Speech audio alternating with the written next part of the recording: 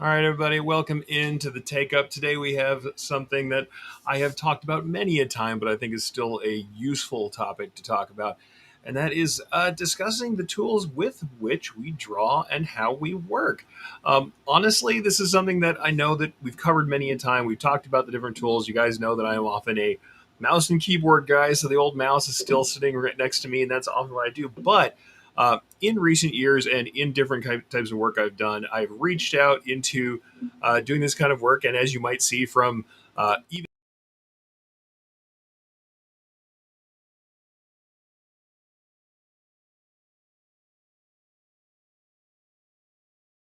stuff, but it's also kind of shown me some of the things that have gone on in the space that are different, that people are now starting to get a handle on, where they're trying to use more of these digital art tools in the digitizing world.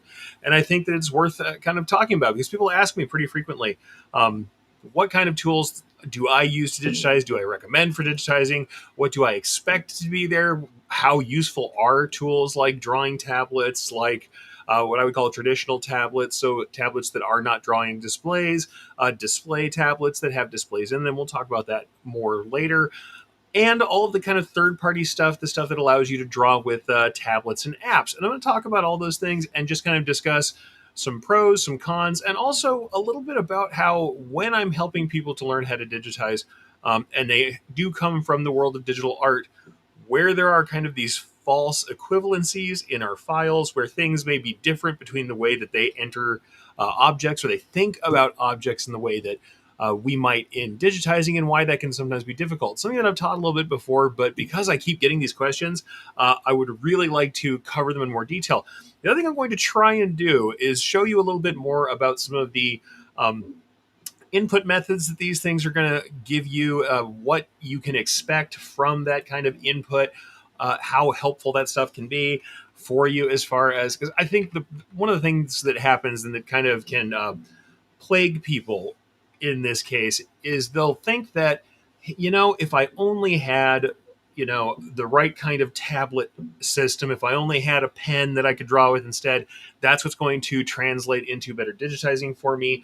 That's what's going to make everything work out. That if I am having trouble in the digitizing world, that somehow it's the tool. And I think, if I'm honest with you, a lot of the times it's not the tool. It may not be the tool ever.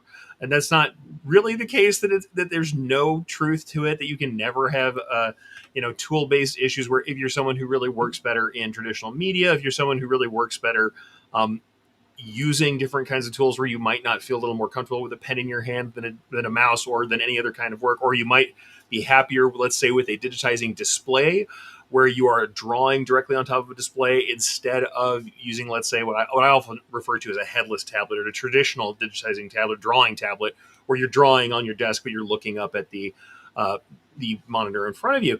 These things, they can help you. Can it be a useful tool for you? Absolutely. But there are some things that can be difficult about them, and that can kind of hamper your development in some ways, or at least it can come with a little bit of a drawback at times. And I'm not saying that that's, everything. I mean, I'm looking over to the side of me here, and I will show you guys shortly. And I've got a giant drawing tablet. I use it pretty frequently, a Wacom Cintiq, really quite a large tablet. But there are more people trying to use existing things that they have, like iPads, especially now with the advent of the iPad Pro and everything the iPad Pro can do, to try and supplement their digitizing and make things more akin to the work they're coming from, especially if you're somebody who's like a Procreate uh, artist. If you're someone who's coming in from a digital art side of things, they really do like to kind of mash that together and get something more akin to the way they've been used to working. So, like I said, and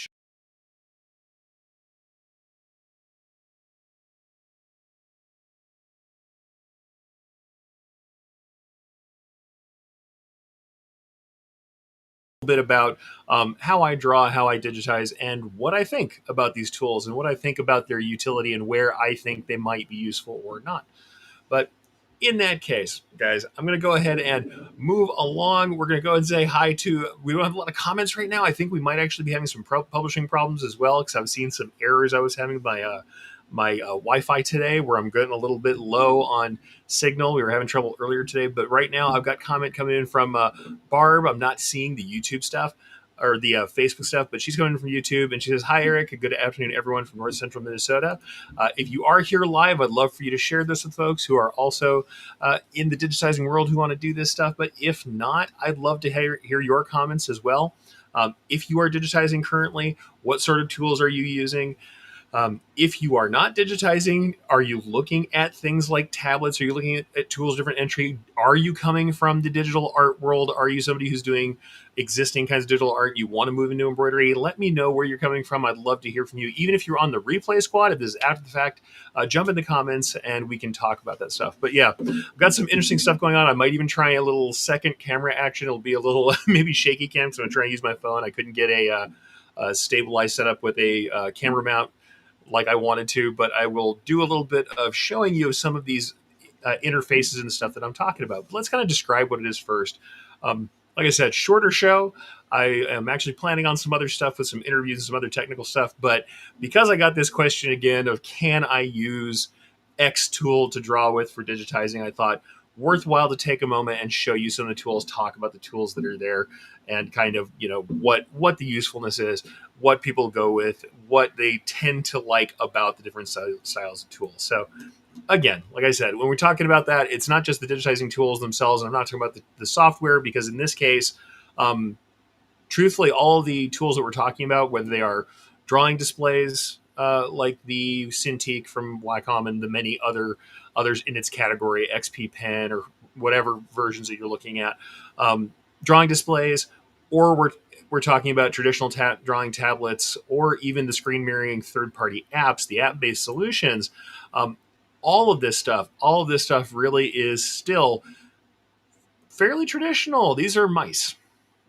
Because we don't have things like pressure control, and they're not critical for digitizing. Yeah, I don't really know what what we can say about that. Like, it's not always the way things should be. Necessarily, it's not necessary to do this stuff. Now I'm going to say about a live comment from Frank saying YouTube is not working, but I've got a Barbara coming in from YouTube, so I'm sorry to hear that. But good evening, Frank. Happy to have you in. So yeah, if the streaming is not working, I don't know, folks. We'll have to see. We might be having some issues. If you guys are getting in, I'm glad to see you in. But let's go ahead and talk about what we're going to talk about. I think I'm just going to go ahead and go for it. Otherwise, we'll be on a replay squad. I will check the YouTube really quickly just to see if we can find out what's up, since I hate to do this whole topic with nobody attached. I will literally check and see if I'm up or not. But these are the things that are going on. It looks like I am live on YouTube now, so hopefully that's starting to work for you. If not, folks, we'll go ahead and get back. Looks like Frank says, "Yep, working now." All right, good. So with all that said, we've got everybody coming in. We got Nancy saying go for it. We've got Janice saying hi. All right, let's get into the topic then. Let's get back to it. Hey, take again. Go. Now we're back. But I want to talk to you guys about these different tools and what they are essentially. So my take on this is, yes, I am still very much a keyboard and mouse guy. And frankly, keyboard and mouse is a fully fine way to handle this stuff, but I do see more and more people coming at it with drawing tablets. So when I'm talking about different drawing tablets, I'm going to go ahead and share with you some images I had from an earlier article where I talked about this stuff, so I can kind of give you a concept of some of the things that are out there. And honestly, drawing tablets now, most of the time when I see people who are serious about using these, they aren't using these super traditional kind of, like I said, headless drawing tablets. And I can show you some of the stuff that we're talking about as far as that. They're usually using drawing displays. So let's go ahead and share my screen here. Let's get you guys in on that. First thing, this is Wacom, or Wacom, depending on who tells you how to say it. They are kind of the gold standard for these sorts of drawing displays, right?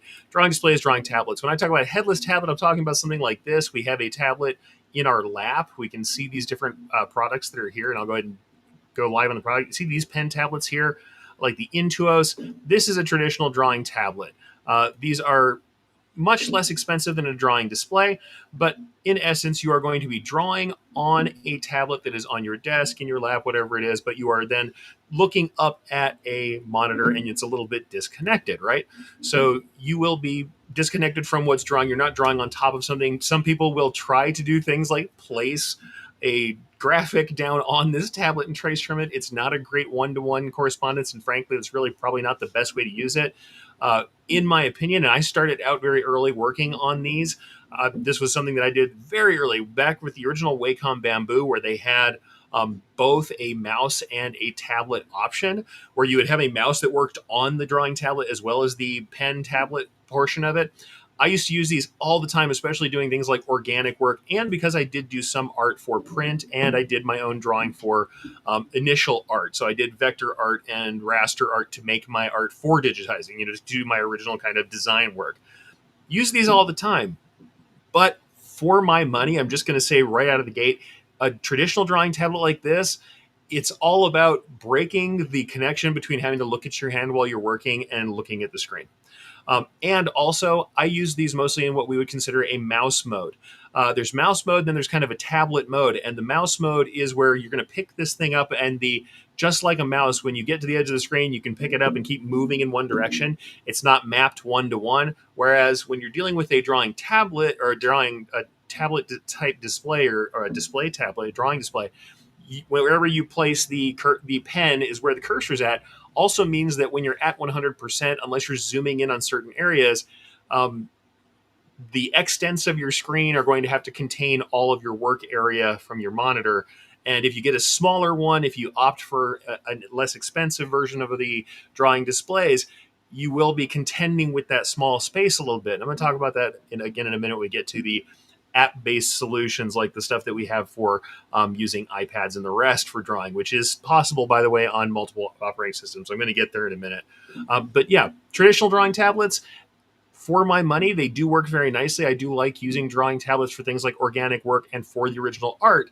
However, for me, the skill thing that you're going to be dealing with is separating in your head, separating the wanting to look at your hand, or the one-to-one correspondence between the size of what you're drawing and what you're working on screen.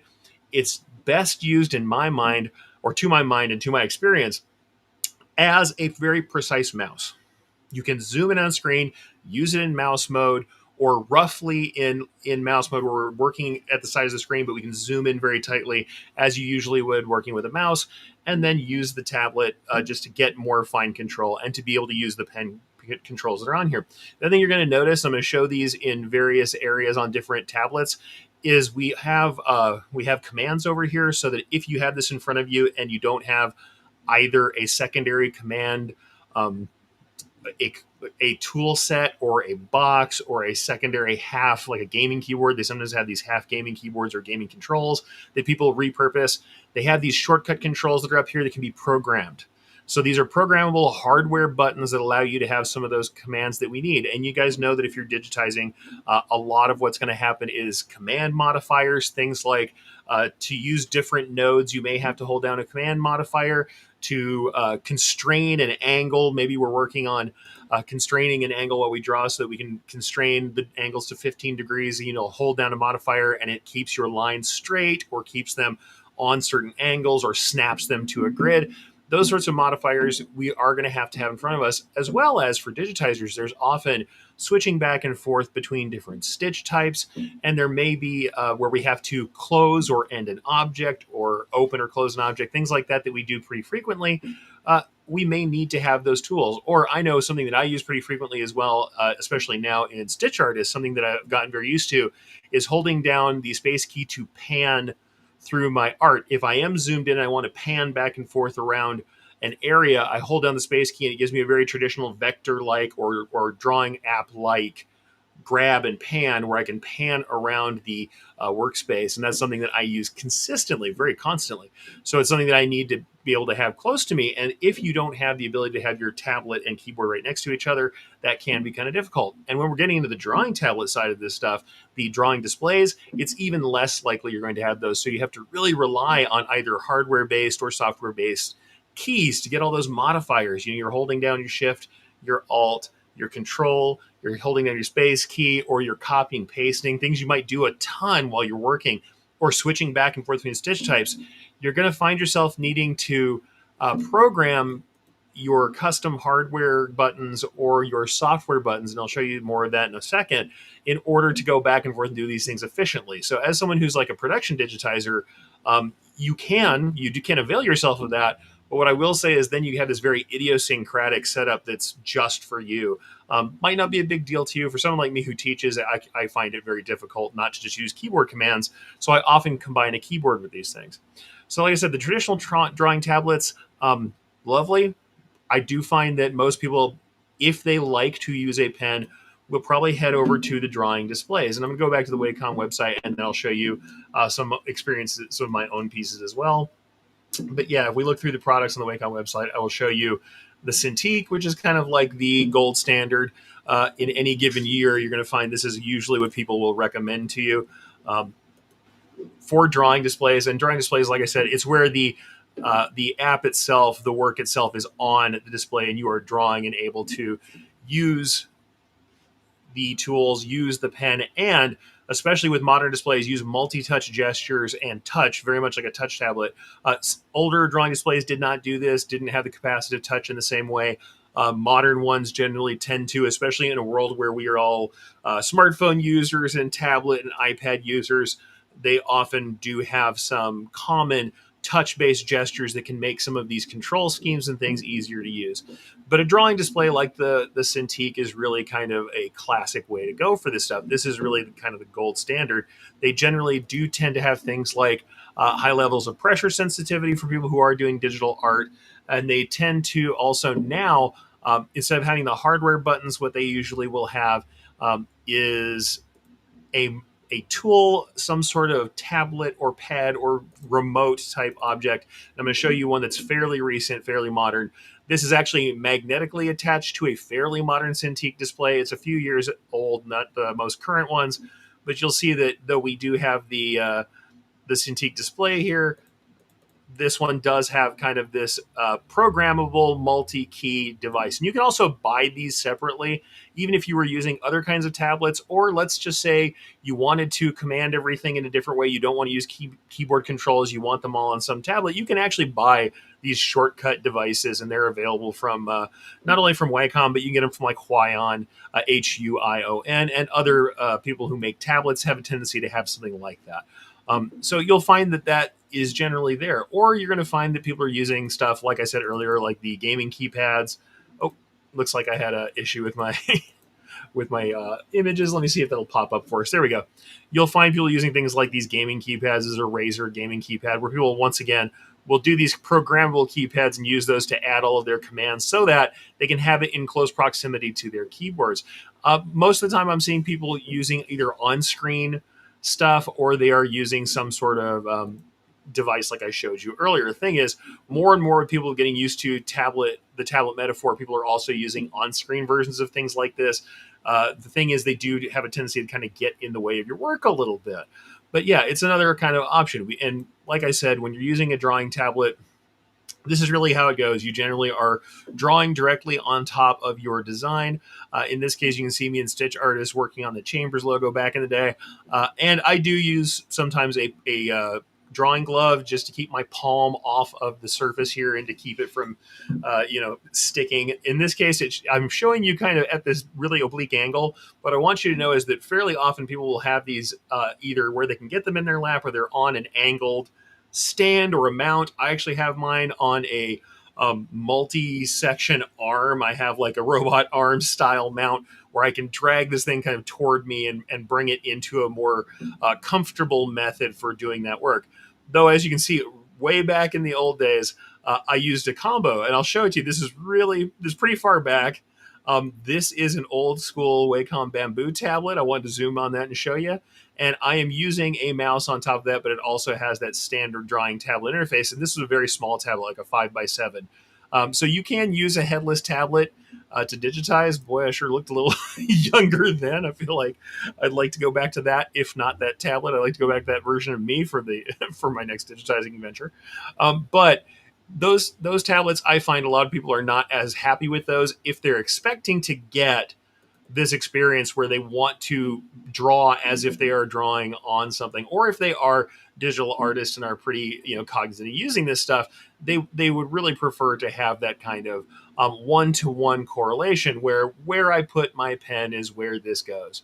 The thing is, It's only recently that we've seen this move out into the world of tablets or iPads, things like that, where now, especially Apple with the Apple Pencil, the iPad Pro, has started to give us things we needed, like being able to hover the mouse and see the cursor while we're using a drawing tablet of that type, being able to have some other custom apps that go with that and allow this stuff to work.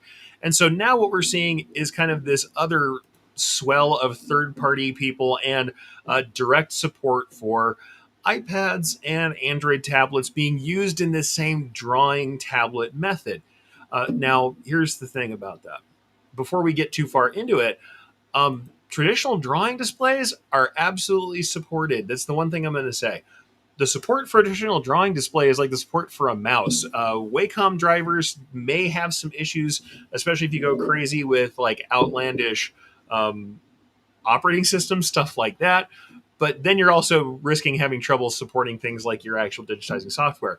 Otherwise, drawing displays, drawing tablets, they're going to be supported like a mouse. It is not hard for those to set up. If you plug the thing in, it tends to work. Or in the case of dedicated drawing tablets that do have full operating systems on them, not tablet operating systems, because not all software, especially most professional digitizing software, is not going to run on a tablet OS. It's not going to run on iOS. It'll run on a Mac, run on Windows maybe. Windows for sure, Mac maybe. iOS not likely, not usually. Though, yes, they exist, not usually. Then you're going to be, if you have a tablet that does run a full OS and not a tablet OS, then you're more likely to see other options like that where we might not have, you're not plugging in directly, but you're completely free and you're just drawing on a tablet that is also the computer. In fact, I have a Wacom Studio 16. It was gifted to me by wonderful Brian Bailey, trying to get me on board with this project and being able to work on these things. And those are certainly nice, but what I'll say is if you have the entire high grade digitizing laptop inside of the tablet with you, they can be heavy and hot, they can be a little harder to use, but then they're all contained, they're easy to use. Whereas the new thing that we're seeing all the time, which is these app-based solutions, they tend to be a little clunkier, and they use, instead of having the digitizing software on them or being a dedicated peripheral that just plugs in like a mouse, they tend to have to run with a client on the main computer that is actually running the software, and then they're running screen mirroring. There's nothing wrong with this, but what they actually act as is a mirror of an existing screen with some additional controls that allow you to, maybe zoom in, zoom out, do some custom keyboard commands, stuff like that. So usually when we're running this stuff, it is going to be more of a screen mirror, and that means that we're not going to get a dedicated screen necessarily, or the screen size might not be dedicated for the tablet that we're using. And we're usually doing this either over a USB connection or over a Wi-Fi or internet connection. And these things have to have that client side and the app on the other side. And there's always the possibility for communication errors. If you plug in directly via USB, usually isn't a problem. If you want to have a wireless connection to that main computer, then we may have issues with, Wi-Fi and fidelity in that kind of sense. And we're dealing with the same kind of concept we would be with a drawing tablet. We're going to have to program on-screen controls. I'm going to show you those in a second. And we won't have the access to all the modifier buttons and stuff that we might usually. So it's kind of like, and the difficulty of maybe setting up right click, doing things like that, where you might have context aware clicks. These things all have to be set up and kind of custom made. So I'm going to, like I said, I'm going to show you a little bit more of those too. But what I'm going to say is a lot of people are coming to me very recently and saying, yeah, no, I'm seeing, the traditional drawing tablets. I'm seeing the drawing displays like the Cintiq, but hey, I already have an iPad. Can't I use an app-based solution? I already have a Android tablet less frequently. Can I use an app-based solution? I'm going to say, as far as the app-based solutions go, and especially when we're talking about iPad, are there options? Absolutely. I'm going to show you a couple. Even if you're a Windows person, there are options. The thing is, there's generally some added expense, and if not, there are trade-offs with how well they're going to work and with kind of screen size, because that's the thing. You're going to be limited to that screen size, and it may or may not be as useful to you, especially if you're talking about a cost efficiency, as buying maybe, let's say, a third-party drawing display even that has a dedicated setup for you, because we don't necessarily need iPad Retina and incredibly high resolutions and maybe not the same kind of color depth and definitely not the same pressure. Unless you are going to be doing digital painting, you do not need 4,000 levels of pressure as a digitizer. It's cool to have if you want to do some digital inking or maybe some calligraphy. If you're doing a lot of text, maybe that might be fun for you to set up some art before you digitize. But your digitizing software is not taking pressure into account. So having those pressure levels and the stuff that these professional drawing tablets have is not as critical to you.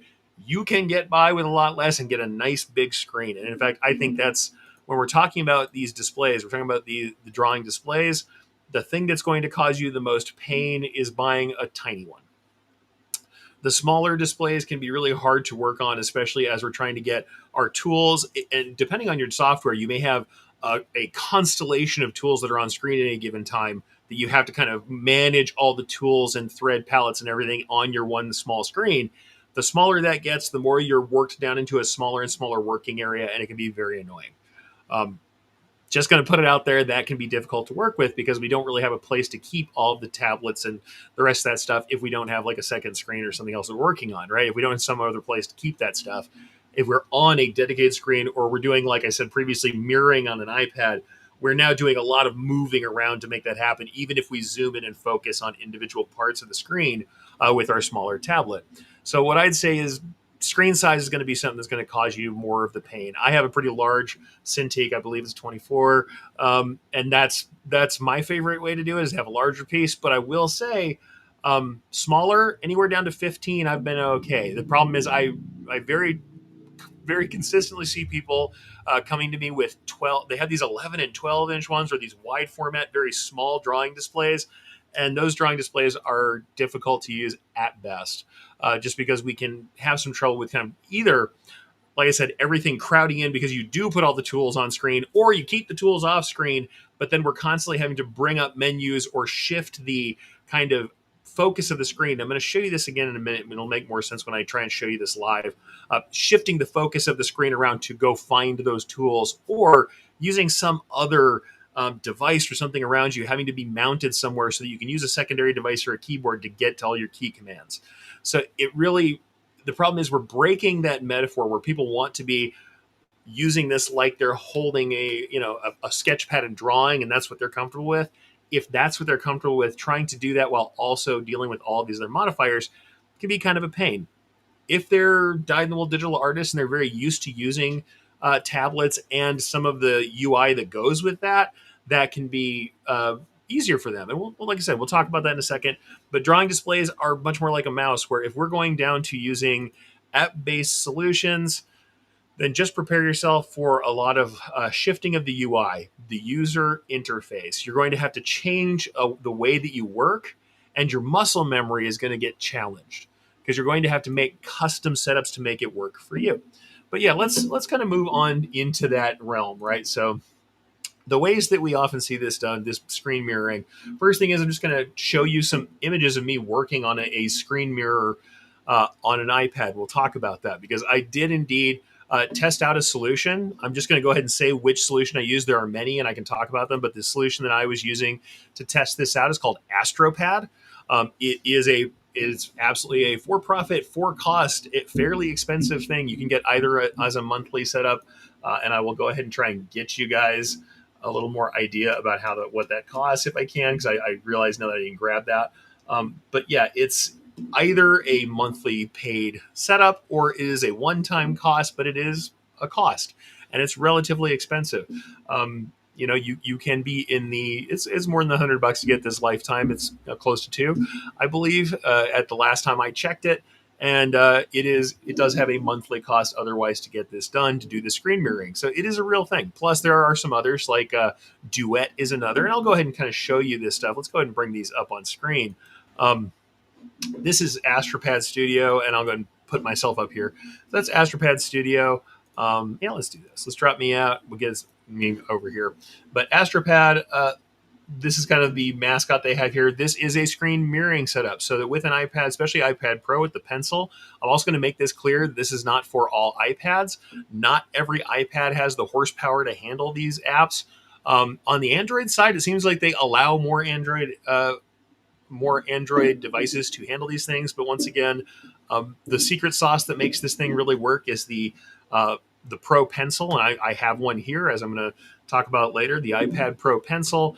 It not only has the ability to draw as you might expect, but it has things like it has tilt sensitivity, and it also has a squeeze button that will bring up a right click context menu where it has a secondary input instead of just tapping on the screen.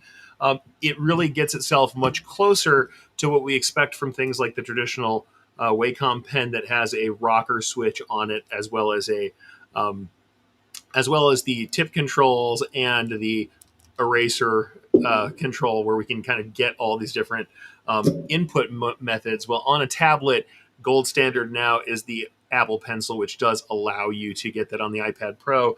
You can really get the same kind of experience or close that we expect from a drawing tablet. Suffice it to say, though, that the one that I decided to use, because I am not on Mac, was AstroPad. And this allows for screen mirroring. It is a paid setup. What I am going to tell you is there is, if you are a Mac person, something that everyone tells me about and asks me about, and it's called Sidecar, right?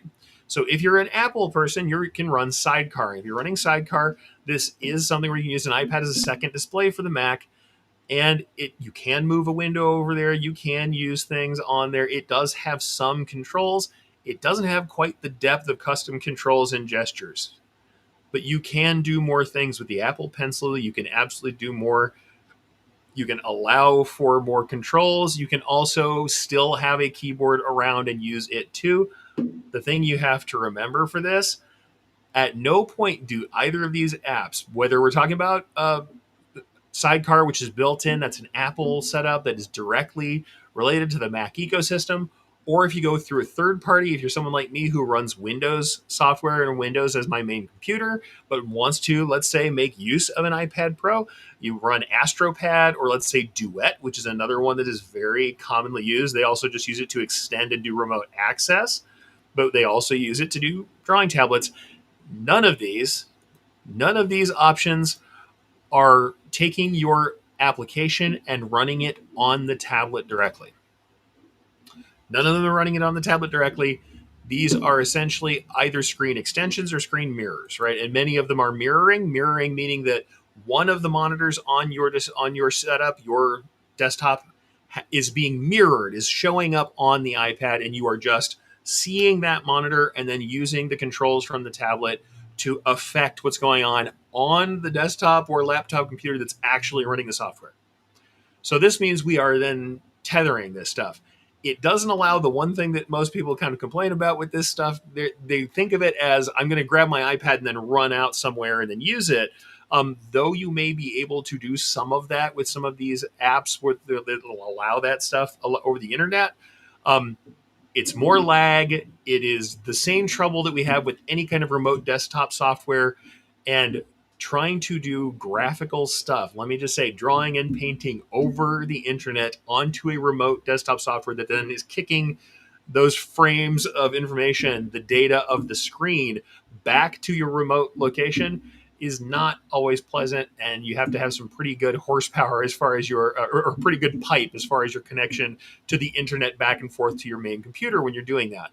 And some of these are not set up for that. Like Sidecar, you're supposed to be sitting near your Mac with your iPad in your hands. I mean, that's really the concept for this stuff. AstroPad's very similar. It's on the network with you. It's on your local network, or it's plugged in with USB. Same thing with Sidecar. It's plugging in directly for the best speed, or it's on your local network to get something else done. So I'm just going to make that clear before I go. This is not a way to run software that doesn't run on a tablet. These are screen mirrors. So that's what that is, screen mirroring or screen extensions. And then it is the input tools that we're going to have on the tablet being used to affect what's going on your main computer. So what this is more like a drawing display. What we're essentially doing is using an app to create kind of either an internet-based or, like I said, USB-connected drawing display through this communication via the app. And what I'm going to say is all of them, even on the USB connection, none of them are as immediate or as responsive as a drawing display. They all have a little lag. Not impossible, not something you can't get past, but they do not have the immediacy of a drawing display. Because a drawing display really is, if you get like a Wacom Cintiq drawing display, it is a display that works as fast as any display on your setup, like whatever you're plugged into. It works as fast as a normal monitor, and you have a digitizer, which is a separate object, even though it's all in one big package, that plugs in just like another mouse on your system. There are two devices packed into this thing that are working as fast as any mouse and display that's on your system. They're local like that. When you're using one of these pad apps or Sidecar, you are using a protocol of communication that's kind of communicating the stuff back and forth. The lag might not be enough to drive you nuts or make it unusable, but it might, depending on the circumstances, especially if you're doing it over your local Wi-Fi network and you've got a lot of kind of irritating dropouts or stuff like that. You may have issues with that lag. So, like I said, these things, the screen mirroring and the use of these app-based solutions on pads may or may not be awesome. Doesn't mean it's not possible, but it is there. It's something that you can do. I think that either having a touch sensitive laptop, a drawing display that is directly put in, or using some other solution of that nature is going to be a better option. So let me go ahead and give a couple of comments while we have them here. Barb says, I have a Wacom Cintiq 22 drawing tablet with screen. It's like 21.5 inches. I like to use for digitizing. My older eyes need the big clear screens. Yeah, you and me both. I've got a lot of issues with vision over the years of staring at computers, and I think that's very true with me too. I prefer a large screen. And also, I just prefer a large screen for having all of the area I need for all of my tools. Leon says, I have a Lenovo Flex 5 that doubles as a tablet. I run ES 2025, and that works great. Also comes with a pencil I use it with. Yeah, touch-based laptops are great. That's the other thing that can be fine, especially if you have a decently sized screen. Like I said, I like 15 inches and above is I think fine, is very possible.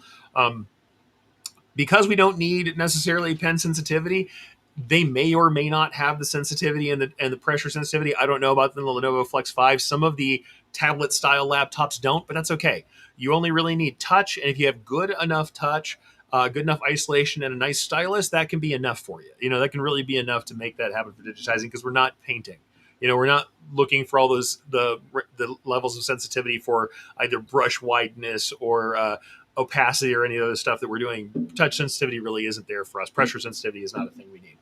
However, let me talk briefly about my experiences with AstroPad, and I can show you some images first, just to kind of give you an idea of what it looks like running it and what it felt like to run it, and some of the stuff that's going on. And then I'll maybe even show you kind of the differences with what we're trying to work on. Yeah, Leon says his Flex 5 is 17-inch screen. I think that's great. That's a good size. That's not bad at all. That's a very good size. Whereas there are folks out there who really are running very small screens. And I mean, that's where we get into some stuff. And in fact, even the iPad Pro, which I really love for doing some digital art stuff, I really enjoy.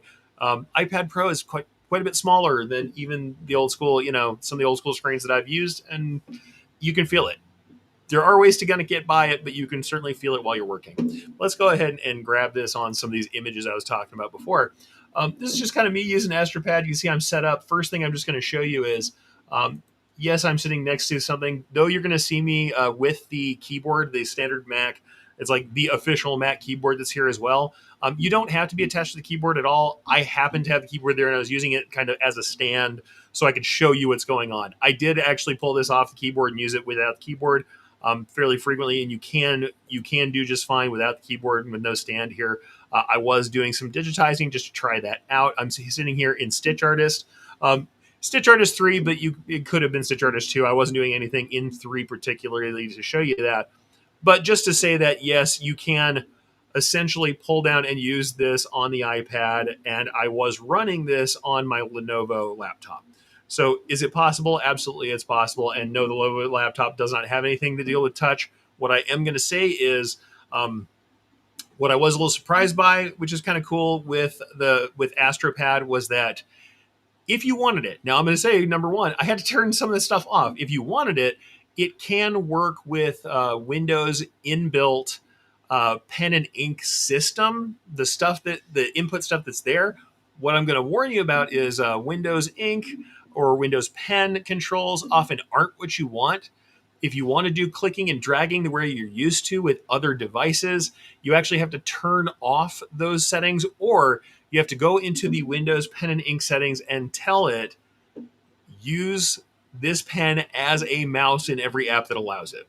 And that's something that is very particular to working on Windows with pens and with tablets. We often have to turn the Windows pen and ink settings off because those are meant to aid you in using Windows traditionally with a pen instead of keyboard. And that metaphor is fine. The problem is it does things with the input and with clicking and dragging and smoothing that actually are bad for graphic software and especially digitizing software. So clicking and dragging can get subverted.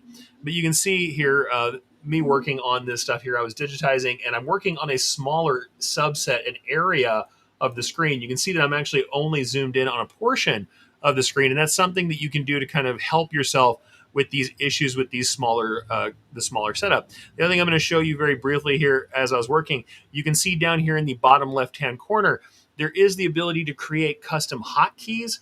And with custom hotkeys, you can see some of the ones that I had, and I did not have all the custom hotkeys I needed. Honestly, this is just a very small subset I put together to start, so you can kind of show you what was there. We had the Shift key, Control Alt. I had a Pan key, which is actually the space key. I called it Pan because that's what I'm using for. It's actually per software. You can change this on AstroPad, and I had the Backspace key, just to kind of give me a feeling for how I was doing digitizing. Because as you know, if you're in Stitch Artist, because we have a 3-node setup, we use different modifiers to change the node as you're drawing or as you're editing. You can use it. You can use different nodes to create either a sharp node, or it's like either a line node or a corner node or a smooth curve node. And those 3 types of nodes are accessible by using when you're drawing with points, are accessible using modifiers. So I had to be able to hit modifiers while I was drawing in order to do that stuff. So those are some of the smart commands I had on there. You can pull up a full keyboard, obviously, on screen, though it takes up all of the screen dimensions when you do that. The cool thing was that as you were here, you can very easily go in and say, hey, not only do I have a menu I can pull up that has some of these sidebar shortcuts by clicking this kind of all-in-one interface button that's on screen while you're using AstroPad, but you can add additional custom commands inside of that. So you can add custom buttons to those quick keys. So is there a way to kind of handle some of this stuff? Yeah, I mean, if you were using a traditional display, and I'll go ahead and show this again, using a traditional display, you might have either on an old school display like this guy here, and I'll see if I can pop this up. You can kind of see off on the left-hand side. Yes, I'm showing you the gamer mount or the gamer keyboard here, but over here, these left-hand keys, those are hardware keys like the ones I showed you before. They didn't have those things on the old school tablets, but on the displays, there tend to be hardware keys, or like I said earlier, you can have those devices that have those hardware keys. Well, the only nice thing about those is they are off the screen. They're not taking up screen real estate.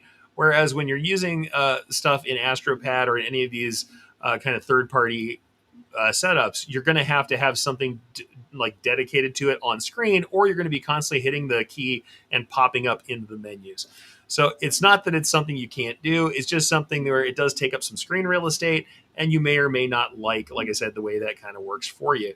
And like I said, you can move it anywhere you want to on screen, but you'll have this ubiquitous kind of, and I'll zoom in on that, this kind of interface button that you can then use to both open up that drawer or turn on and off the keyboard. And you can see down here also on the bottom left-hand corner, there's a way to pop up the entire on-screen keyboard when you need it, though that really does take up half the screen real estate on the iPad if you do that. Yes, it's useful. Yes, you can make it work. When you are zoomed in very tight, it can be quite nice to work on small detailed areas and do editing. I'll be honest with that. That can be very nice. I was doing some editing on a font here, and I found it pretty intuitive, really wasn't that bad. And I think for me, the actual secret sauce for me in using this was eventually that I stopped mirroring the entire screen and started to use the inbuilt commands to zoom in on just a section of the screen. And that made it a little more useful. Now, if I were working on a big jacket back with this piece, I think it would have driven me nuts to work on quite as small an area as I was working on here. As I said previously, when I do work on a tablet, I'm usually working on something that's quite a bit larger. Let me see if I can show that here. This is the tablet that I have in front of me now, if I get it to pop up. So this is kind of the way that I tend to work. I tend to have a large standard a monitor in front of me directly. On the right hand side on an arm, I will have a Wacom, and that's what I currently have right now. This is an older one, but you can see once again here's those hardware keys. There's hardware keys on the front. In this case, we've got those we have an action key in the center, and then 8 hardware keys on the left hand side. On the back is actually a swipe bar that lets you scroll up and down like a scroll bar. Like I said, modern ones are different. They have different controls. This is an older one, but it's something that I kind of got used to, having these hardware keys on the side here. But I will say that it is less cumbersome than I thought it would be to use some of these setups. And certainly once you have them kind of programmed and you're working on them, it is less cumbersome to use these keys down here as you might think. Now, I will say this too, and this is not me telling tales out of school or being weird about it. I've got really large hands, so don't think that the iPad Pro here is that small. It's not quite as small as it might look to you here, but you can see me holding that pencil, and it looks like I'm gripping down on a toothpick. I've got pretty big hands, so certainly my mitts are going to cover more of the screen than yours might. It might not be quite the same for you as me, because I've got my meat hooks in front of that sucker. But it is something where you can get useful screen real estate out of it. Certainly, if it's the difference between a laptop that you're working on in front of you and the iPad Pro in front of you, certainly that's not necessarily a massive amount of difference as far as screen real estate, and it might not be that bad. If you are at your main display setup, if you're sitting at your main machine, obviously, I'm going to say for the money, for the trouble, I'm going to want something more like this. I'm going to want something a little bit more sizable. And that's just kind of, I don't know, that's just kind of how I feel. I prefer a more sizable setup than that. It doesn't mean that there's anything bad about these things, but it does kind of show you there are some limitations there, and there are some size issues there. And that's the thing. It really just depends on what is more comfortable to you. If you're a super traditional pencil-based, tablet-based artist that you do, or a digital artist who's been doing this stuff, it might be more comfortable, though there are some things that it can cause you to kind of some habits you get into that aren't the best. So it is something where back and forth I say, hey, if you want to try it, it's something you can do.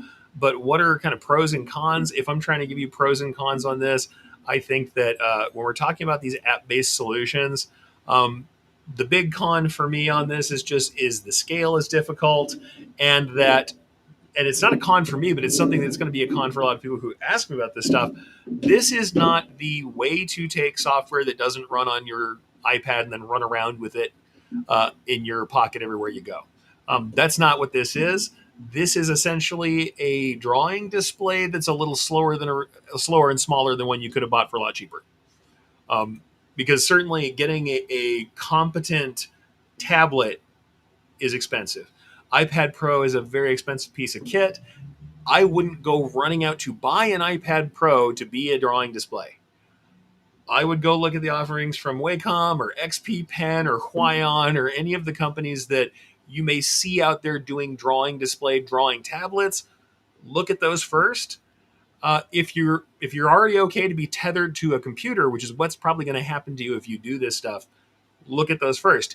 If you have an excellent tablet at home already, if you're someone who bought into the iPad Pro for something else and you're desperate to try it, go look at Sidecar and see what it does to you. What I think the other downside for that is, for me, if it's an app-based solution like Astropad, and I think I'll probably keep Astropad to do some further testing on it, but it's expensive.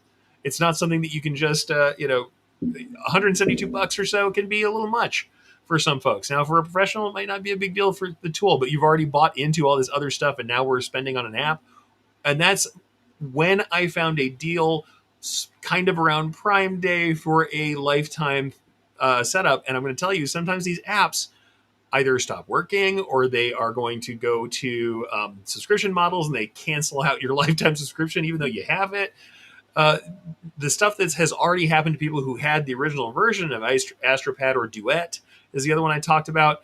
I was looking in the comments and the ratings, and there were people who were already complaining that they had bought an earlier lifetime solution from them and were shoved back off onto, at least temporarily, onto month-to-month subscriptions to get that stuff done. So the control of an app-based solution is with the app producer, not with you.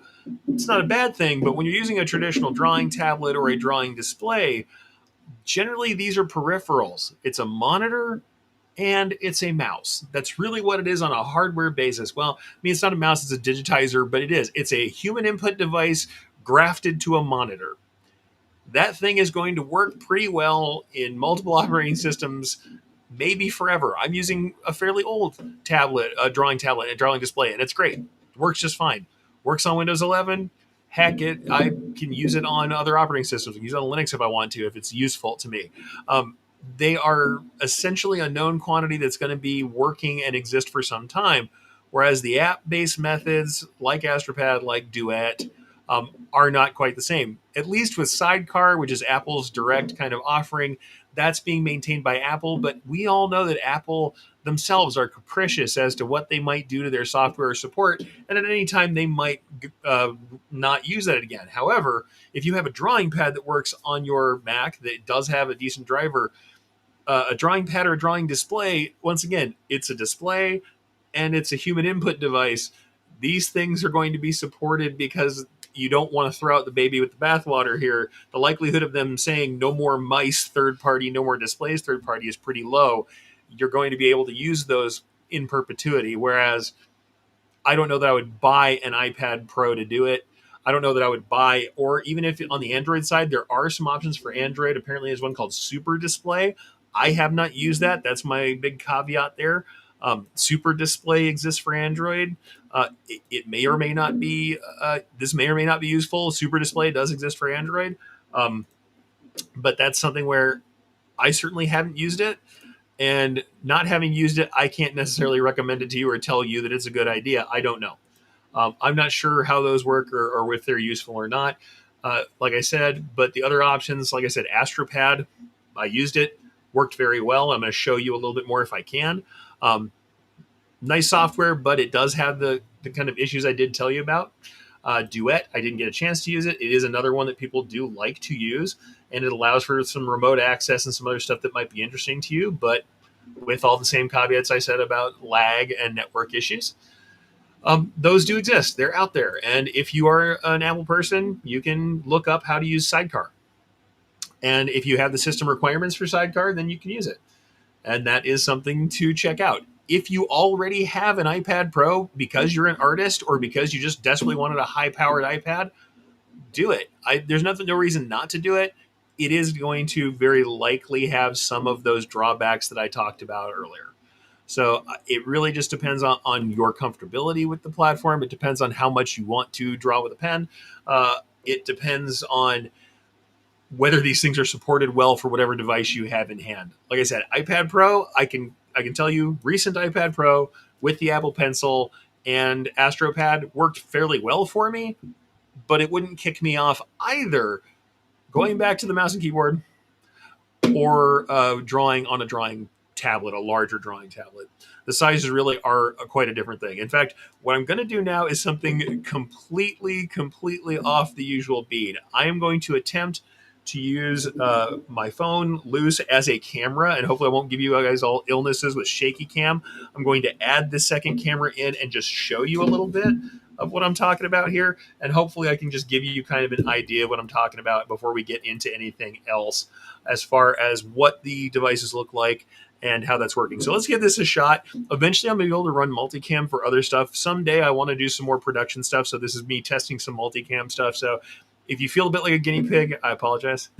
But I am going to try and do that. So let's go ahead and I'm going to bring this up. And yes, this is hand cam. This is me doing this in my small office as we are. So do forgive me if it gets a little weird. This is my secondary camera here. Hopefully it's muted. It shouldn't have audio on it.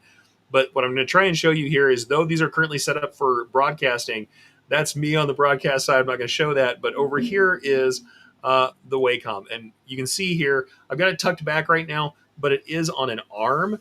And this arm does allow it to move pretty easily. You can see the arm back there, and it has degrees of freedom of movement and can tilt. So that's kind of how I use it, because I can drag it toward me and lever it down into position in front of me. The thing to notice about this, number one, here is you can see those hardware keys I talked about before. Those are there with the swipe behind it. And generally we're going to use a Wacom pen for this, and it's going to be used directly on the tablet. And as we can see, we can select, and it's very simple to use. It's just an input device, right? No big deal. Slight differences when we're going down to the tablet-based interfaces. And this is the difference in size between what I'm usually using, and that is an iPad Pro. So, like I said, is this going to kill you and say you can't use it at all? No, but the iPad Pro is a much smaller monitor. The things that are interesting to notice about this is currently running AstroPad, and you can see I'm actually mirroring this screen. So this is the screen that I'm looking at. I am mirroring this screen onto the iPad Pro now. Certainly you can see that I'm currently mirroring everything and not using all of the screen. One thing I'm going to try and show you is a little hard with one hand, but the thing that you can do that is interesting here is though we are seeing the entire screen here, you can actually zoom in via the AstroPad interface on a smaller section of the screen. Whenever we hit that action button, first you'll see that we have these workspace options, and certainly we can use all these workspace tools. But the other thing you can do is if you hold this down, we now have the ability to zoom to either 100% or full screen, or I can zoom in and rotate and just have a smaller subsection of the screen that I'm working in. So if I wanted to, I can just zoom in and only work in one small subsection, meaning that I can actually get really tight on one area. So now you can see that I'm only working on this very small subsection of the screen up here. But once I bring the pencil in here, I do have, you can see that the cursor is following. It's not perfectly one-to-one. It is following. But while we see that following, I can also do gestures. I can use the custom commands that are down here, and I can do normal editing. And you can see that I'm editing just like a mouse. So I am able to access everything, and I can also, work on handles. I can work on curvatures. I can do any of the things you might expect from usual drawing tablets. So that's nice. That does work pretty well. The thing is now if I want to get up to my menus, if I'm working on a small subsection and I have menus somewhere that are outside of the option, if I don't have any other way to address them with the keyboard, I now have to zip around and try and get back to my menus, or I have to go over here and say, okay, I'm going to go 100%, or I'm going to zip over here and say full screen and encapsulate that full screen so that I can then get back to my menus and use other tools that I might need to use up on the toolbar. So there are some difficulties with that. That doesn't mean it's not possible to use them. It does mean that there are some difficulties that can come up. So, and if I'm just drawing, I'm going to go ahead. Plus, you can see that you can use Zoom will translate. The other thing that actually is kind of interesting as well, let's say that I draw something, I don't like it. It does have the ability to use fairly standard drawing gestures like the double tap undo that is common to a lot of other applications that are used with the iPad Pro. So you can do that stuff. The other thing I will say is, and I'm going to try and actually, I'm going to do this zooming thing again if I can. We'll see with one hand it doesn't work spectacularly well. Luckily, I have a giant hand. But if I am going to draw with points that you can see here, I do have my cursor here. And if I were to hold down my cursor, you'll see that that cursor does change to the different types of nodes. You'll see that little square that's next to my cursor on the bottom right-hand side, then turns around. That is the node changing. So I know that's kind of a hard thing to watch. I'm going to go ahead and bring myself back on screen before I zip out of here. Let's see if I can do that. Get myself back on screen and then bring this screen back out so you can tell that it is a little hard for me to manage all the above, but there. Let's pull that down and remove that from the scene.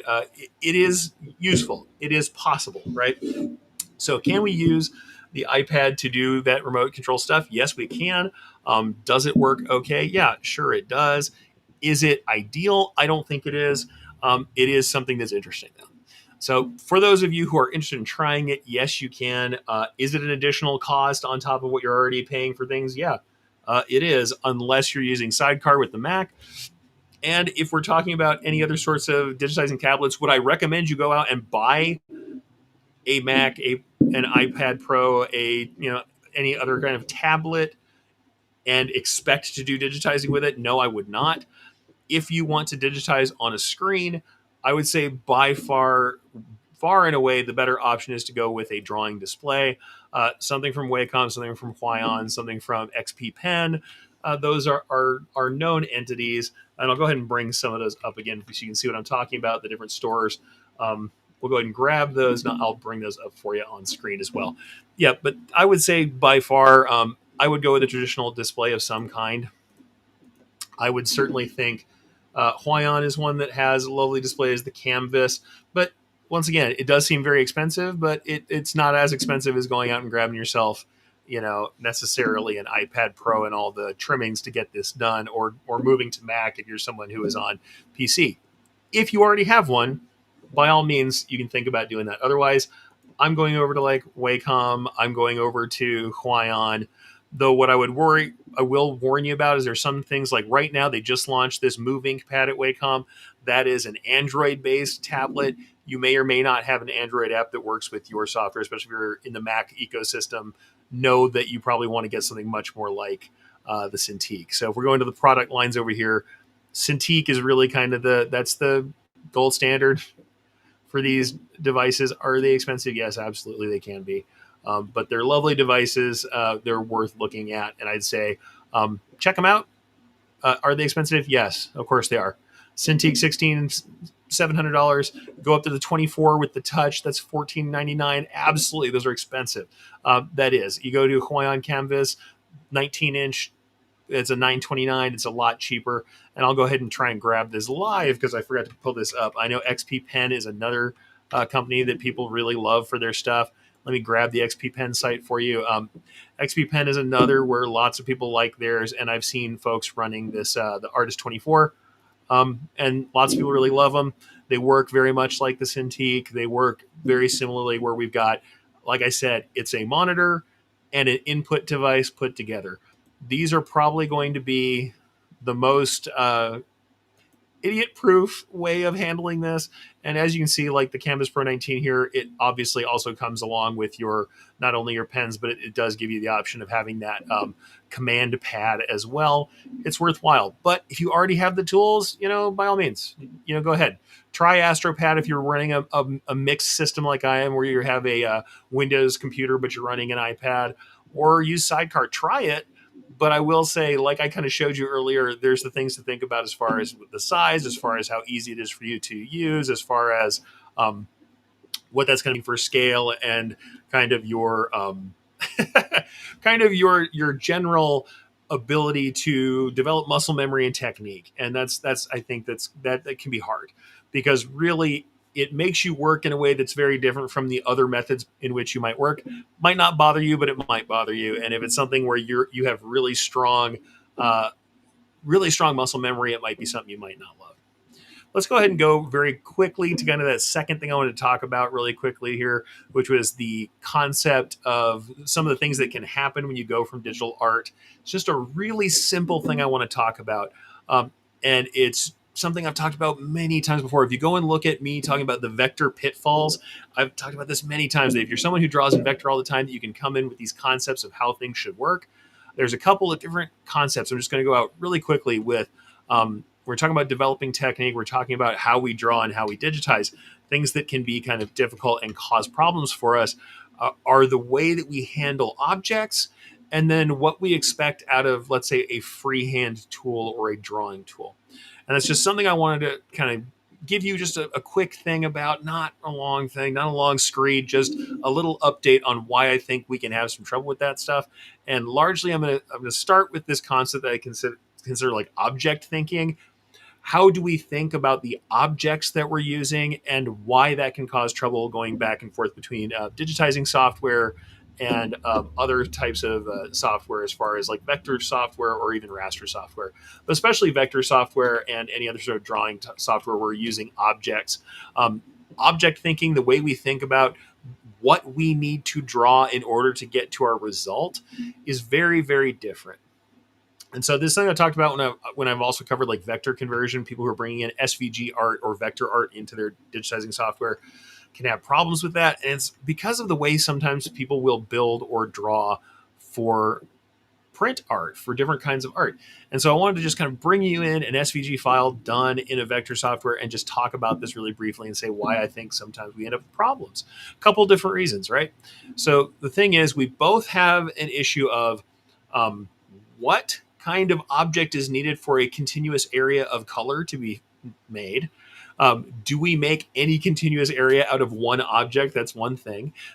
So we don't do carving. We don't do multiple objects to make something into, to make our embroidery piece, because we're used to kind of filling an entire area. That's one thing for sure. And then the other thing is expecting one object to have multiple jobs, multiple things it can do, multiple aspects within the software. This is the two kind of things with that object thinking. So, like vector software, you can have one object. That object will have a stroke and it will have a fill, and sometimes you can apply other effects to it, and it's on one object. Whereas in digitizing software, that is frequently multiple objects that are required in order to get the same kind of effect. And that's something that we have to kind of think about as well. So it's like I said, it's all of these things and above. It can be more than that. There's more to it than that, and sometimes it is really just about kind of the way we think about what's there. Both it's that way of constructing objects and how those are put together, which is different for print, and it's how we think of what jobs an object has to do. Now it sounds a little convoluted, but let me go ahead and show you what I'm talking about. First, we're just going to bring this up and kind of show you guys what I'm saying as far as like the vector itself. And this is a piece of vector I drew some time ago. I've got a couple different options here for kind of showing you what's there. First thing is I was actually drawing this based on a piece of sketched art. You can see it kind of grayed out there in the background. This is a raven skull. Yes, I know, spooky. I'm somebody who draws weird, spooky stuff in skulls because I think it's interesting. I never finished this piece. I never did all of the gray areas yet, but you can kind of see that this is built for print.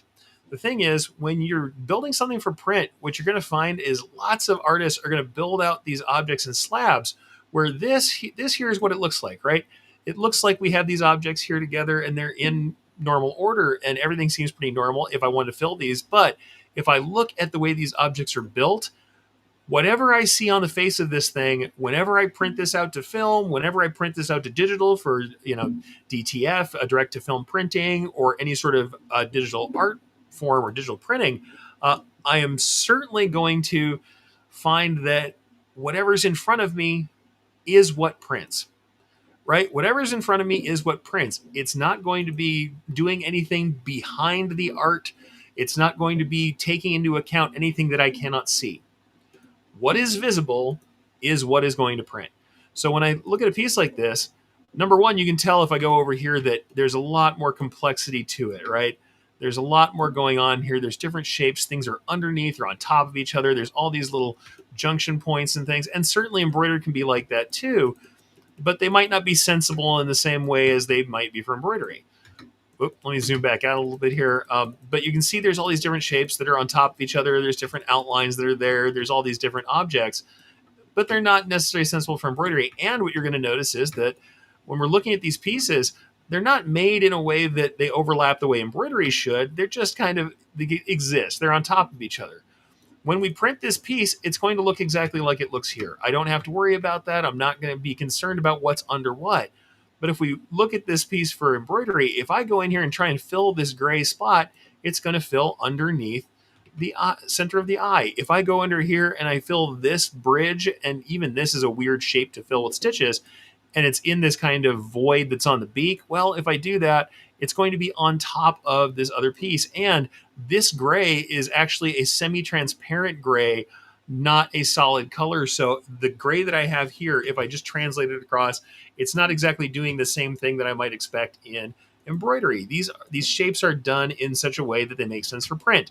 And this big slab of white that's behind all of it, number one, it is one big connected slab. It's every single piece of that raven head is connected in one big giant block.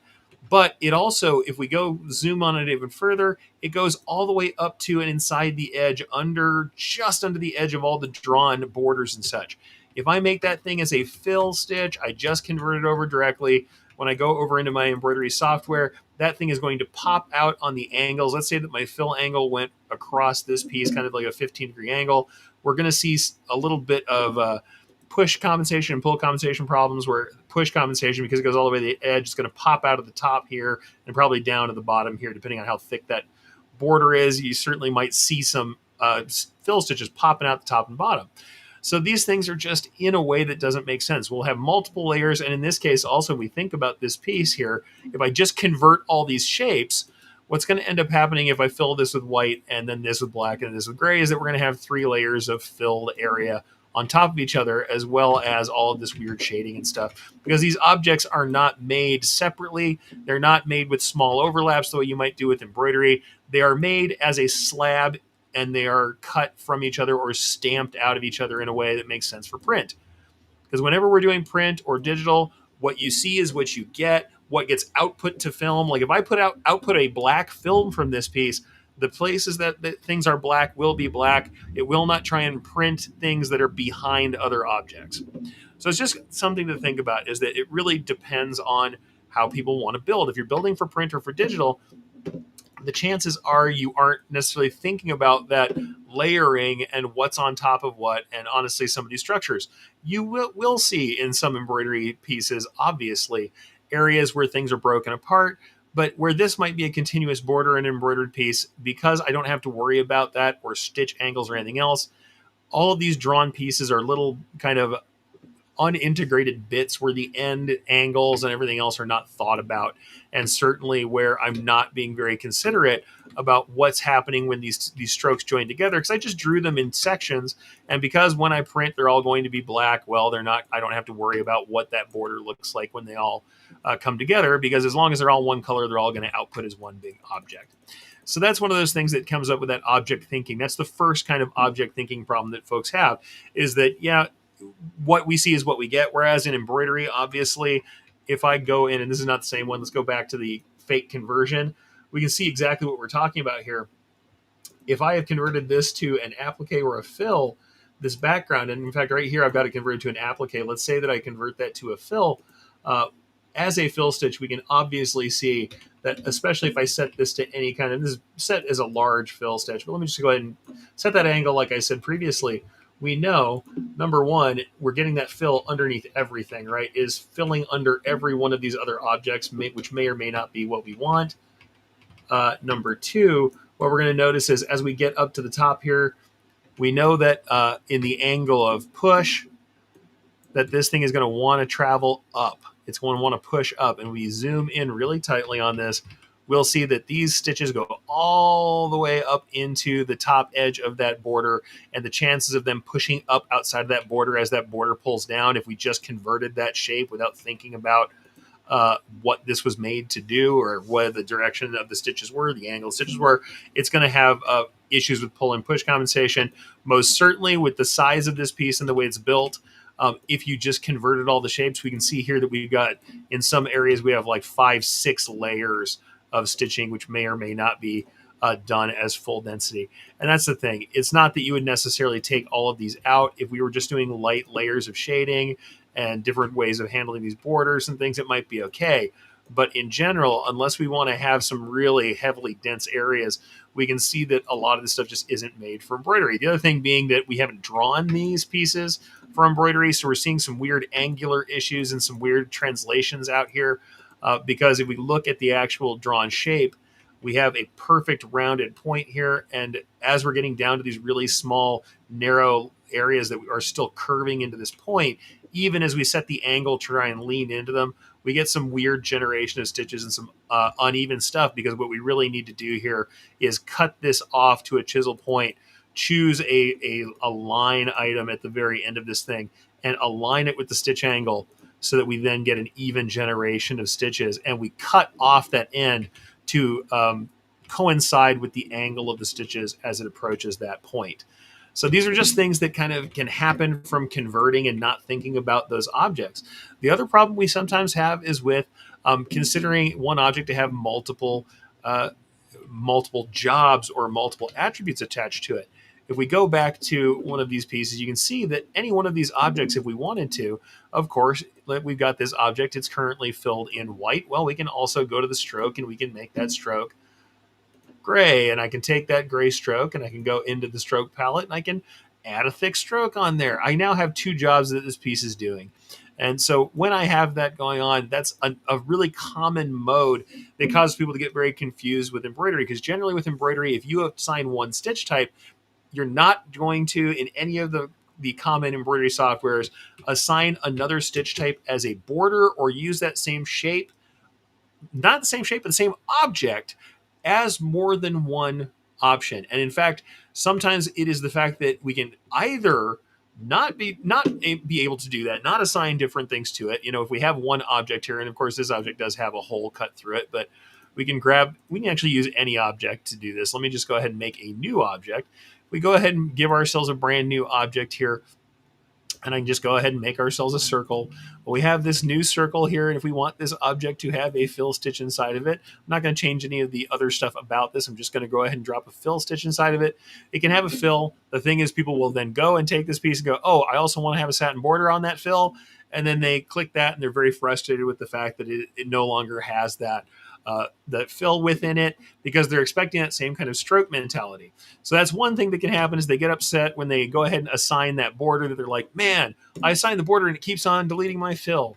Well, no, that's not really the case. And what a digitizer is generally going to do is they're going to copy this, paste that in, and then we're going to have the border. And we'll be able to do that very quickly. And it's still very similar to what we would have done before. Certainly, I'm going to check my starts, ends, angles, all that stuff too. But, if I wanted to assign two different stitch types to that same shape, generally the way I'm going to handle that is by copying and pasting that object. And that's something where I see people getting frustrated about something not being able to do two jobs, right? Not being able to have those two setups. The other thing that can happen is when we do have an object that does allow for multiple variables on that object. And let's say we have this, and let me turn that back on.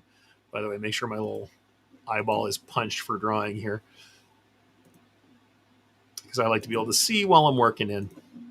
If we have an object that can do multiple things, and this is where we have automated objects like applique, or an automated patch edge, or depending on what kind of motif stitching you might have, something like that, but especially things like appliques, where we do have one object that can do multiple jobs, where we can turn off and on multiple things. We'll see people getting frustrated because they don't understand how to separate those in a sequence.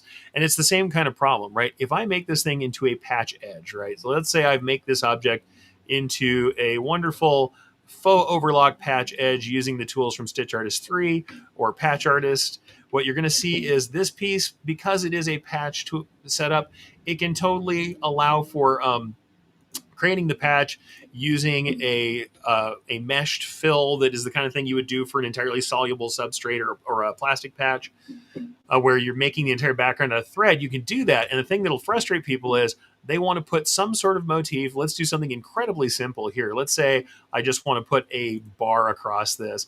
And yes, I'm doing just a terrible job of that here, but bear with me. Let's just say I want to put a satin bar across this, but I want that satin bar to be underneath the edges, right? So let's say that I'm doing that, right?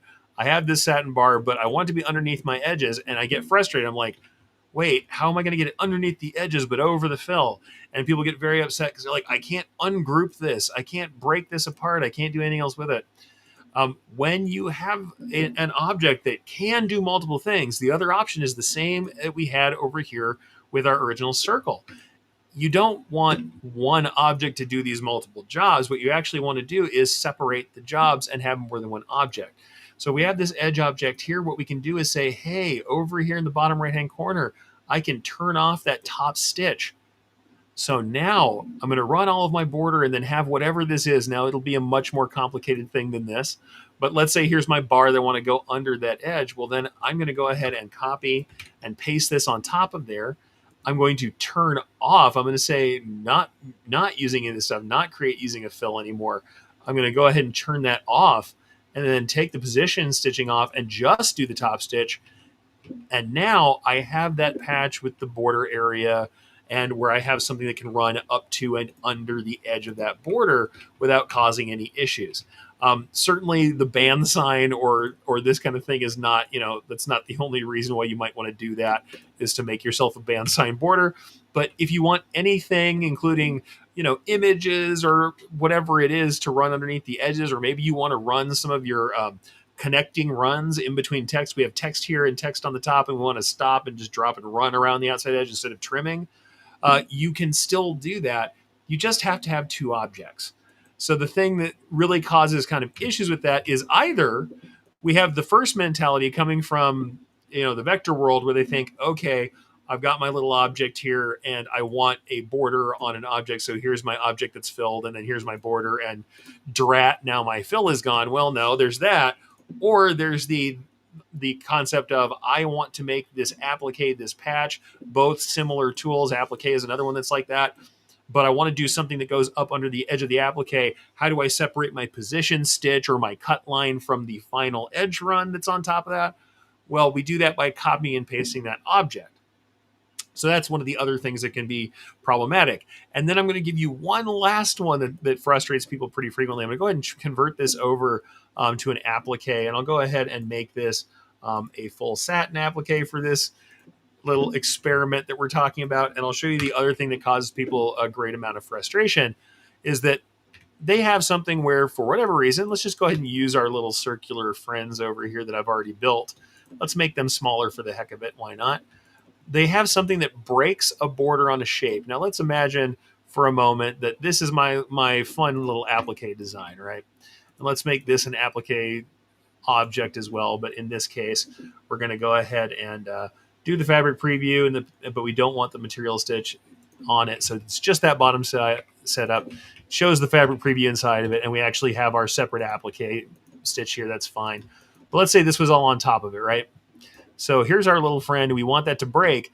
They will have drawn the piece in some other software, or they bring two elements of a design together. And when they first see this design, this is the art they looked at. It had this little cutout always there. They will still make a circle to draw this section and say, how do I block off or turn off that circle? Or what do I do to make that circle not go under there? But they start by drawing the circle. Certainly you can start by drawing the circle and then break it apart. But the thing is, you don't want to find some way to punch that out or to magically remove that. You just don't want this segment to be here at all. Even if it's an applique segment, it doesn't mean it has to be a closed shape. If we're going to have this other portion of this that's going to applique later, and especially if, let's say, once again, let's pull this out of here and say that this element here is also an applique. Let's go ahead and do that. Let's make that into an applique and go ahead and show a fabric preview. Maybe we'll make that fabric a different color or something just to make that clear, right? So here's our position. Let's make that fabric lilac fabric, right? And we don't want to run this border that is now present underneath it. We know that this entire border is sitting underneath there. Rather than using automatic tools to stamp that out, one of the best things you can do, especially let's say this isn't an applique, let's say it's not filled, maybe it is just a satin border and we just don't want that to be inside of that area. Well, what we need to do then is go into this piece and have that cut out. Or let's say this is filled, even better. Let's go back to our original guy. Have it filled with stitches. Rather than try and stamp that out underneath there with an automated tool or removing hidden stitches, we just want to edit this object. In this case, I have to convert this to a curve because I started out with an automated shape tool. But what I really want to do is I just don't want all this here, right? I don't want all this excess. So the answer is not to try and stamp it out or use an automated removal tool. The answer is to add a couple of points inside of here where I can get rid of this excess. And then when I'm working on this piece, I'm going to go ahead and break it open. I'm going to grab this piece here. I got a little bit of lag while I'm working online. I'm going to go ahead and break that object open, right? I'm going to go ahead, go to my little open and close menu here and break the object open. And then I'm going to start taking some of these pieces out, right? I don't need all this here. So let me find my little border again. I already messed it up. Let me grab my little border here that I broke up, and I'm going to just delete. I just don't want this here, right? That is not what I'm looking to do. Let's go ahead and grab this piece, and we're going to take that out of here. One thing I will say is this applique, I accidentally turned my material stitch back on here. We don't want that. Let's turn those off. So this border is going to have none. So that's, now we have our thing. We have the border. We can have our tack down, or we can even have a lighter tack down on it if we do still want something that's underneath there. We can hide one, but let's say we don't have a border on, we just have our position and tack down stitch. We can come back later with this applique, a full zig applique, or even let's say it was a blanket or an E-stitch or whatever it needs to be, that's fine. Rather than have it going underneath there and worrying about that, we have it cut out ahead of time. We don't allow that stitching to be there because we cut the piece out of the object. You don't put stitches somewhere you don't want them in the first place. It's not about using automated tools to omit them or knock them out. You change the objects. That's the other part of the object mentality that can be difficult. And it can either come from that same kind of concept I showed you earlier, where, whatever we print here, you're not going to see the white won't print under the black if we're printing opaque inks on this stuff necessarily, unless you make it into, you're specifically making that for print. You probably won't do that. You're not going to print something underneath something else in digital, in any other kind of printing, even printing to film for screen print transfers or to make templates or to make screens. What you see is what you get. You're going to print what's there on screen, so they don't really worry about what's underneath what, because it's not going to make any difference. That same kind of mentality, or the mentality of just expecting an automated tool to do it, can cause people to get in trouble with building up their layers. If you don't want something underneath a layer, even if your mind tells you this is an entire circle, it doesn't have to be an entire circle. And honestly, you can do different things to make it better. And in fact, in this case, what I would even consider doing, depending on what we were working on, let's say this is that original applique that doesn't have a full cut in it, you might even decide to say, I want to pre-cut the fabric out from underneath that too, since I have a nice big border. And you might go ahead and just, even on this piece, you take this out, you make these two guys into, you change those guys into cusps, right? Make these all cusp nodes instead, so you don't have to have that in there, and you take it out. Take that extra out. Don't have that in there. Don't, even when you're making your cut file, why are you making that extra in there? Just don't. If you've got a covering stitch that's going to be there later, you can take it out. Even though that's not what it looks like. It looks like it's a circle that something else is on top of. You don't have to actually have that shape in there. And it's shocking to me how many times somebody really looks at a piece, and the problem they're actually having is in their head. It's that the appearance of the shape being complete, they decide to draw the entire shape and then draw stuff in it, and then they want to punch through, or they want to work through it, or have it knock things out automatically, or expect things to get knocked out automatically, when that's really not the way we want to do that for creation. I guess we are kind of victims of our own success within Brilliance, because we do have the ability to remove hidden stitches. And what that means is, and what the real use case is if you bring together two stock designs, somebody else digitize them, and a little bit of it overlaps or a chunk overlaps, and even though it'll be less efficient and you're going to get some jumps in between, you want to knock out all the stitches below what's on the top. The software can take two stock designs, like two DST files, PES files, whatever you have, and it can say, all right, every stitch on the bottom layer that is entirely covered, I'm going to delete those stitches before we run. It can do that, but it's less efficient. There's going to be jump stitches in there. It's a great way to handle it when you don't have the ability to create, when you are not an editor, and when you're not making a piece for yourself. Remove hidden stitches is for that. It's for composing existing designs that you are not going to edit. It's really for the folks who are not digitizers. If you're creating an applique, you're creating a digitized file, you're creating something for yourself, draw what you see, not what you imagine is there. And that's part of the issue, is sometimes people will do that when they're looking at art too. They're going to start drawing things that they don't see. They're drawing things that they're imagining. And it's something that actually, it kind of makes me think of this old drawing book called Drawing on the Right Side of the Brain. Came out, I believe, in the 70s, where you find that a lot of the trouble people have with drawing art, just being sketching, drawing art in general, is that they try and draw what they imagine an eye looks like, or a face, or an apple. They draw the image of it out of their head. They don't draw a curve where a curve is. Draw it in this perspective where it's the same size as it looks like in comparison to another object in front of them. They don't draw a still life object the way it actually is composed. They draw the thing they're thinking about. They draw their idea of a chair. They draw their idea of the skull. They draw the idea of the eye. And so what we end up is this figurative drawing that doesn't look real, because they're thinking about what an eye looks like. They're not drawing the curvature here that they can see, this line that I see, this shape of this shadow that I see. So what I want to kind of remind people when they're trying to kind of get that object thinking of what objects need to be here in this shape, in this design, your objects are not necessarily going to be what we see as far as contiguous areas of color for embroidery. We know that if we're doing carving or texture, that your objects are definitely not, even on a very simple design, what's directly in front of you. And more than that, that if you are coming from another type of art where you are still cognizant of how to draw and how to get yourself out of your head, you still need to think that the output is much different for embroidery. We are telling a machine what to do, and the ultimate result is the stitches that we need to worry about. Stitches have layering and density, and we do put things under other things on purpose. Underlay is there for a reason. It lifts up in layers. We have to think in sequence. We have to think about what's under what. And we need to be thinking about the physicality of the stitches, how they penetrate each other, run into each other, the angles integrate with each other so we get either blending or we can keep things from blending when we don't want them to fall together. The physicality of the embroidery is very important to us. And so the layering, the sequencing, and how objects are put together, as well as the fun part of it, the texture and the reflection of light, are all part of what we have to consider when we're making a piece. I mean, even on something really simple, I'll bring up one of my medieval pieces, one of my kind of Viking Age pieces. I'll look at it, even on a piece like this, on this raven mount that's just kind of like a shield mount. It's all just silver and black. It's pretty simple. If we look at the actual objects that are there in order to create texture, um, they really are quite different than what's there. We don't just have contiguous areas of fill and color. We have individual satins that are overlapped to create texture. We have a border with a turning satin.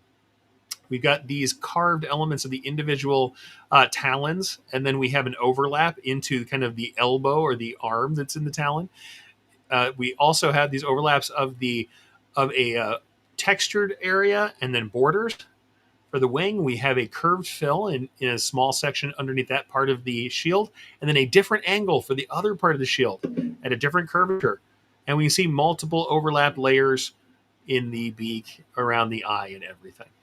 So we can see that really that is kind of the method that we're looking at. That is the thing that I'm talking about. Or even in borders, that we have some areas where we're joining a border and we're dovetailing together, and some areas where we are overlapping.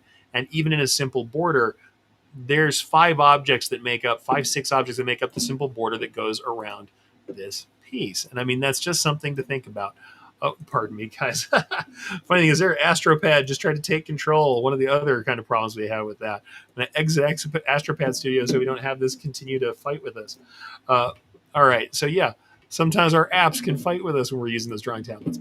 But just to kind of bring it home, objects are not exactly what they seem, and we may want to split things up into multiple objects just to get access to these different styles, different textures, different ways for light to play across the surface.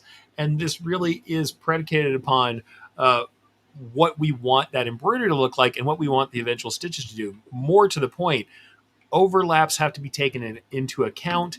We have to think about pull and push compensation. We have to think about the physicality of the stitches. All right, folks, with that, I'm going to go ahead and let that be enough. That is a little bit long. I probably shouldn't even gotten into the second topic, but I think it was a worthwhile thing to look at, and both the tools and kind of the thinking that goes with them. If you are curious about this stuff, I will go ahead and drop some links and show you guys one more time. Let's go ahead and grab my screen share here. If you're somebody who wants to see more about mirroring with Sidecar, if you're someone who has a Mac and an iPad Pro, you can use Sidecar. I believe you can use some of the other iPads. I can't swear by that. The folks that I know who do it are generally using the iPad Pro. Here's a little information. This is what I was talking about here. So I'm going to drop the link for that if you want to see it. If you want to see Astropad, it is astropad.com. I am going to go ahead and drop the link in the comments as well, if that's something you want to take a look at. So there is astropad.com. Duet, I did not get to use as yet. I haven't tested it. I may do so later. This is the other one that's really popular for a third-party solution going to Windows. If you want to see, and I'll go ahead and go just to the general pages, this is Wacom. Just look at what they have available right now. That's Wacom. If you want to see Huion, I'll go ahead and go to Huion as well. Let's go back to Huion's official store here. So store.huion.com. That's one that I've had lots of people who said they really loved. So let's go ahead and give you the Huion store as well. And also, let's go ahead and go to xppen.com, because that's another one that I know a lot of digitizers really like as far as a cheaper option. I'm going to say, honestly, that for my money, I have really enjoyed using Wacom tablets. They are kind of the gold standard. Same thing as far as the apps. I did like Astropad, but I am warning you once again, it's an additional cost, and I don't think it'll be my main way of digitizing. It's probably going to be a way that, number one, I use because I am in a weird location where it'd be nice to have the additional use of the pad. Like if I'm traveling or teaching, it might be nice to be able to switch to a graphics pad, just because it is something that is nice to have. I do like to use the graphics pad sometimes, and also because I've got RSI. I have repetitive stress injuries from doing this stuff all these years. You're going to find that I go back and forth from mouse to pen to vertical mouse kind of often because I'm trying to reduce the amount of stress I put on my hand in any one position. And it's something that even if you don't have RSI or if you are on the younger bent, you still might want to think about before you get too old in this job. If you're going to keep on working, you have to understand, folks, as I close it down, that you have only so many clicks, so many keystrokes, so many times you can pick up the pen in each one of these hands of yours. You might want to make sure that you use them wisely and vary them a little bit for your own good. If you want to keep doing what you want to do with these hands, take care of them and take care of yourselves. But it's worth a try. I still think, for my money, the standard graphics tablets, the graphics displays, and with digitizers as we are used to, probably still going to serve you better long term, be a little more stable. But hey, it's a big wide world out there, and if you want to try it, give it a try, especially if you're already bought into the ecosystem. All right, folks, get out there, try and draw some things, make some new designs, consider your object thinking, and throw things upside down, things in a different perspective once in a while, because it can help you to see what's really there and not what you think is there. All right, folks. I'm going to get back to probably a little more mouse and keyboard digitizing, but I'm very happy that we got to explore this today. And if you have more questions, by all means, hit me up in the comments. I hope to see you guys again next week.